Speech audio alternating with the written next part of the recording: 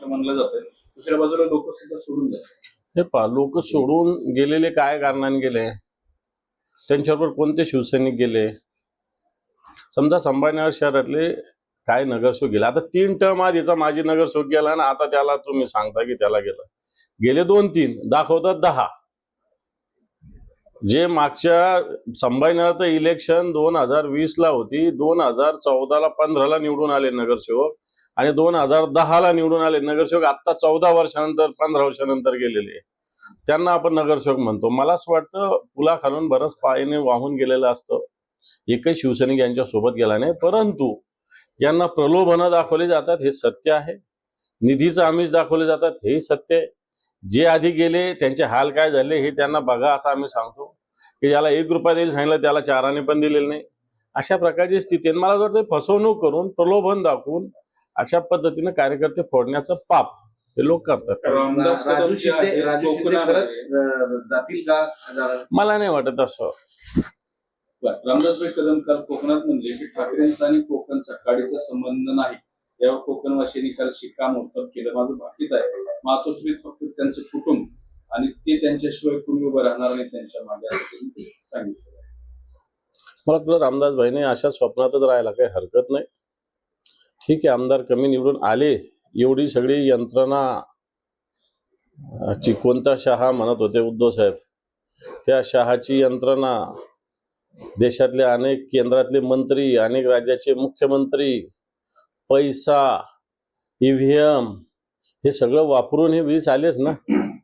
सगळं वापरून हे सगळं बाजूला केलं असतं तर 100 आला असतो आम्ही.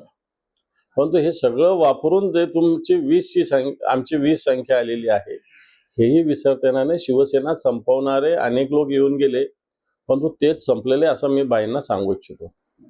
एक वारंवार समोर आलेलं आहे की असा जो डाटा जमा होतो भारतीय जनता पार्टी स्वतःच्या पक्षाच्या कामासाठी वापरते, हे सातत्यानं समोर आलेलं आहे. आणि भारतीय जनता पार्टीच्या कार्यकर्त्यांकडे अशा पद्धतीनं याद्या पाठवल्या जातात. घरकुल कोणाला मंजूर झालं, गोठा कोणाला मंजूर झाला, ज्या ज्या योजनेचं हे झालं त्याच्या याद्या पाठवून त्यांना मेंबरशिप. आणि जसं भारतीय जनता पार्टीने आपल्या घरूनच, आपल्या स्वतःच्या खात्यातूनच या लोकांना फायदा मिळवून दिला, अशा प्रकारची भावना भारतीय जनता पार्टीचे लोक व्यक्त करत असतात. त्या भावनेतलाच हा प्रकार दिसतो की आम्ही तर आधीपासून सांगत होतो की ही योजना राजकीय हेतूनच केलेली आहे, निवडणुकीचं प्रलोभन म्हणून केलेली आहे. आणि मला असं वाटतं वारंवार हे सगळं सिद्ध होतंय.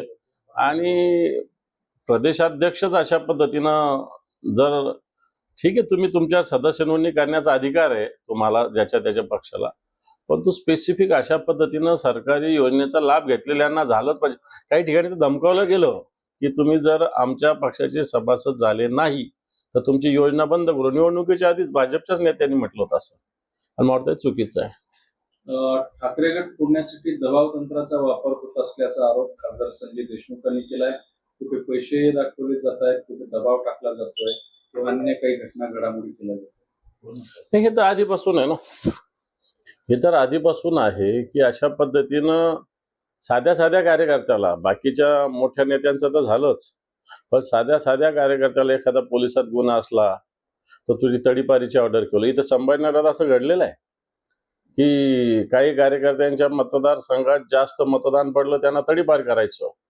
पोलीस आयुक्त जसे बटीक आहे, मी इथल्याच एका पोलीस आयुक्ताविषयी नाही बोलत आहे, मी ओव्हरऑल यंत्रणेविषयी बोलतोय. आणि अशी यंत्रणेचा मिसयूज करून शिवसैनिकांवर एक दबाव टाकण्याचा प्रयत्न निश्चित होतोय.